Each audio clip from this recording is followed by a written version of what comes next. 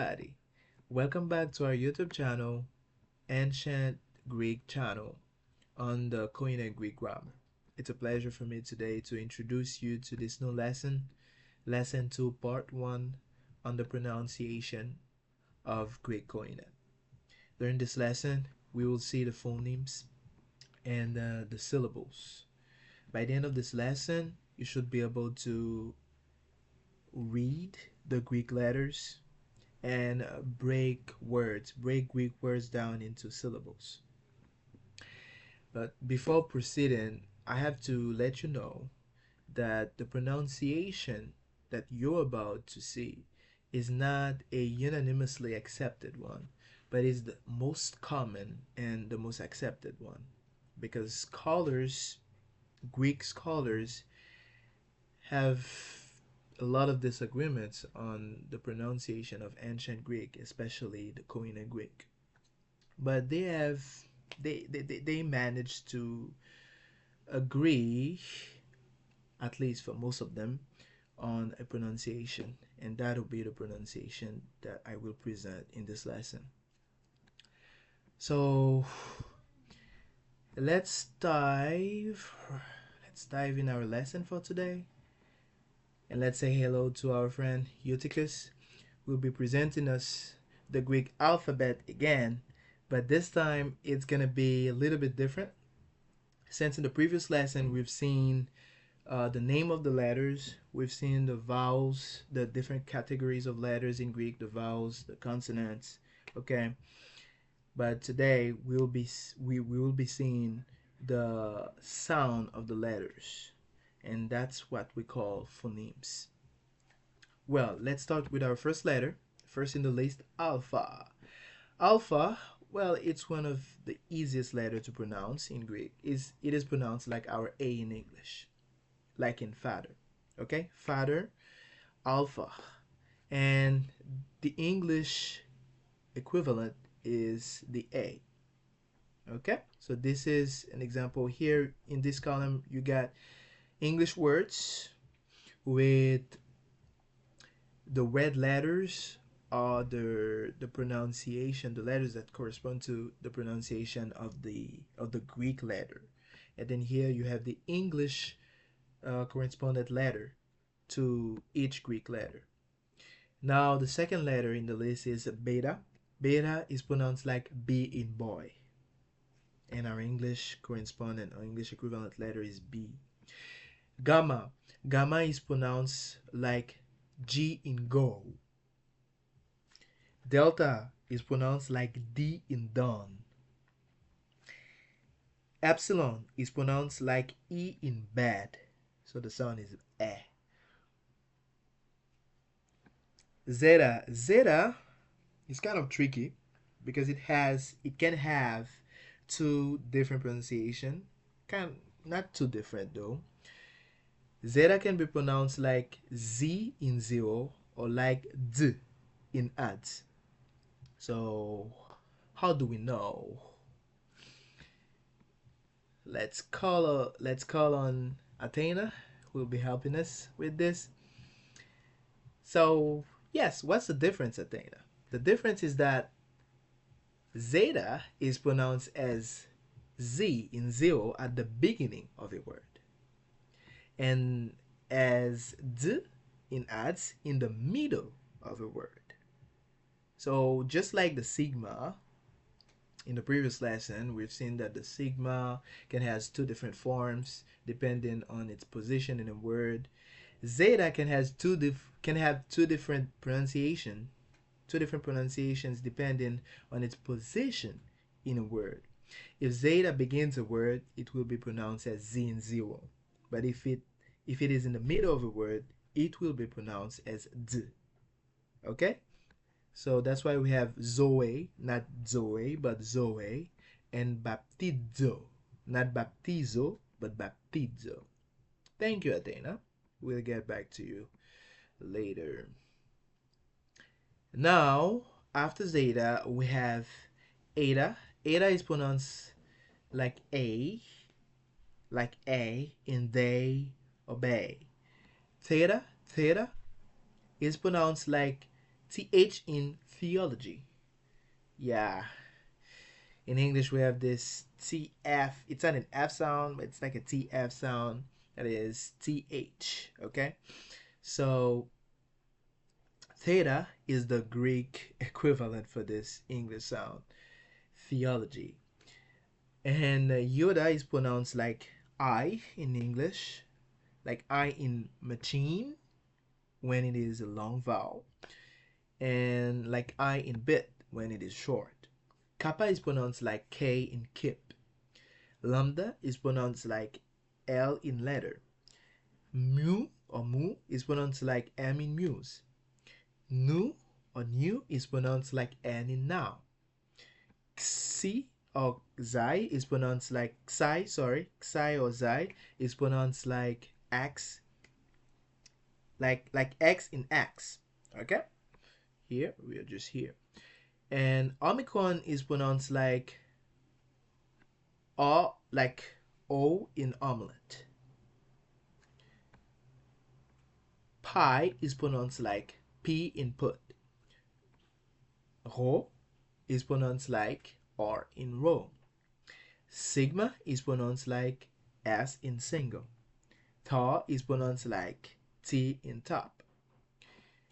Upsilon is pronounced like the French lune. Well, we don't have the exact English equivalent in terms of pronunciation for the Greek letter upsilon. That's why we had to resort to a French word like lune. So this is the pronunciation of upsilon in Greek. U. The U pronunciation. Many people say U, but the right pronunciation is more similar to the French pronunciation of this letter. So in French, this letter is U. In English, it's U, but in French, it's U, and that's the Greek, let's say the pronunciation that is closer to the Greek pronunciation, like in lune, une. An English word that lune means moon in English. Okay, U. That's just the pronunciation of this Greek word. So we'll be seeing some examples so that we can practice. We have phi. Phi is pronounced like F in foot, and the English equivalent is PH. It's not F, okay? It's PH for phi. Chi, the English pronunciation. Oh, sorry. The pronunciation of chi. It's kind of, I would say that's the most difficult one in all the Greek phonemes, because it's the Scottish pronunciation of this word. That's the exact pronunciation of chi, at least according to most scholars. So let me pronounce this word for you. In English, we pronounce it lock, but in Scottish, it is pronounced lock, lock, lock. It's like a uvular fricative sound.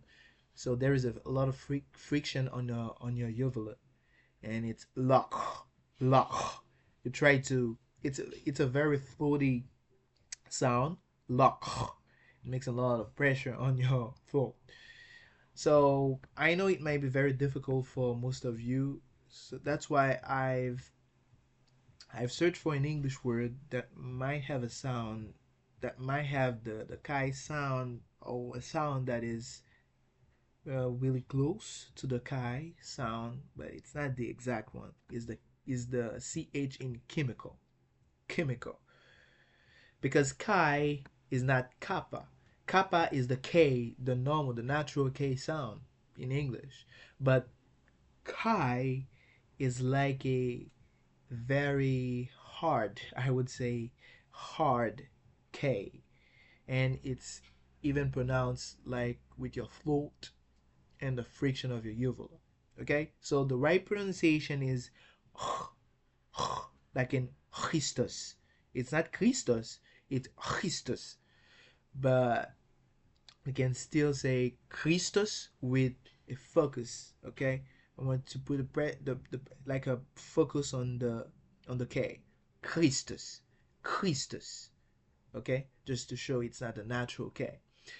Well, we have the psi. Psi is pronounced like ps in the psalm, and our last letter omega, that is pronounced like O in woad, in go.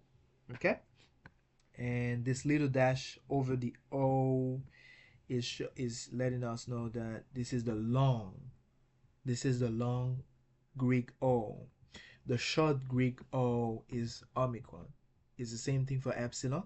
The short Greek E in Greek is epsilon. But the long Greek E in Greek, let me see, is eta. There you go. Okay? Good. Now, let's move on to the diphthongs in Greek. In Greek, diphthongs, not just in Greek, in many other languages, a diphthong is the combination of two sounds in one syllable in order to form one sound. So we have the combination of two phonemes, like two letters, especially two vowels that could have been pronounced in two phonemes, and now they are combined in one syllable with a single sound. In Greek, Koine, we have 7 diphthongs. So a way to memorize them would be to refer to the Greek vowels, because they are all vowels. And then you just take each Greek vowel at the exception of iota, and then you add iota next to them. I take alpha, I add iota, and it becomes the first diphthong here, I. Epsilon, I add iota to it, A. I as in isle, A as in gray. Omicron, I add iota to it, and it becomes oi as in boil. Upsilon, I add iota to it, and it becomes re as in sweet. And ow, okay, alpha again, and now I add upsilon to alpha, and it becomes ow as in now. I add upsilon to epsilon, and it becomes u as in few. I add upsilon to omicron, and it becomes u as in put.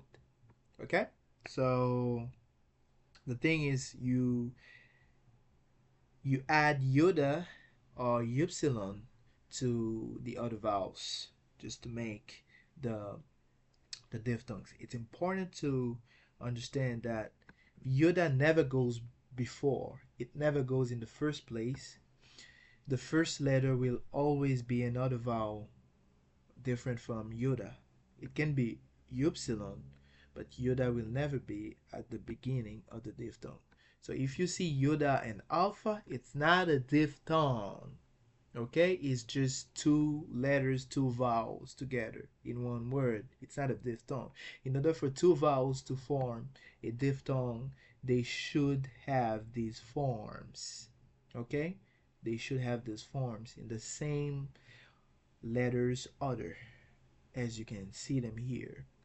Okay, and it's very important to notice these precisions, these caveats. Our diphthong U is similar, let's say identical in sound with eta upsilon. Eta upsilon is also a diphthong. So I didn't put it in the list because eta, it's not really, it's not common. It's not common in Greek. It's pretty rare, but it's still a diphthong because the eta is considered here as a long epsilon. Okay, that's the long form of epsilon, just like omega is the long form of omicron. Okay, so whatever epsilon can do, eta in certain level can also do it. Now, our diphthong A is similar in sound to our letter phoneme Ada. Okay? Very important. Thank you, Athena. Now, let's move on to the syllables, Greek syllables. And that's the main part of our lesson today. How to break Greek words down into syllables. Well, let's start with the definition, with the meaning, the definition of the word syllable. What is a syllable? A syllable is a unit of pronunciation that has one vowel sound with or without surrounding consonant. And it is very important to notice that one vowel, just one letter, can be a syllable as long as it is a vowel sound. Okay? Now we have three main rulers that will help us break any Greek word down into syllables properly. The first ruler is that a word has as many syllables as it has vowels and diphthongs. Because the diphthong, if you remember in the definition of diphthong, we said that it's about two phonemes that combine into one syllable. So a diphthong is automatically a syllable by itself. So that's why we say that a word has as many syllables as it has vowels and diphthongs. Like in Kai, we have one diphthong, I. Okay, you see this diphthong, I, Kai. That's why the word is pronounced Kai. We have the kappa sound and I. So this word has only one syllable. In trace, now some people would say that trace has two syllables because it's trace. They would say tre and is. No, it could have been that, but since a is a diphthong, we shouldn't see it. We shouldn't see these two letters as two separate letters in terms of pronunciation, but as forming one letter as a diphthong. So A is pronounced as if it was one letter. So we should see trace as Kai. It's just one syllable word. But in tria, we have Yoda and Alpha. Yeah, it's still two vowels, but these two vowels are not forming as a diphthongs because the Yoda precedes the Alpha. It's not a diphthong. That's why it's very important to be able to identify the diphthongs. So do not get confused and like misidentify the diphthongs. Okay? So always remember these forms. So ya is not a diphthong. That's why these vowels, Yoda and Alpha, will be pronounced separately. So we have tria, tria. We got a two-syllable word here.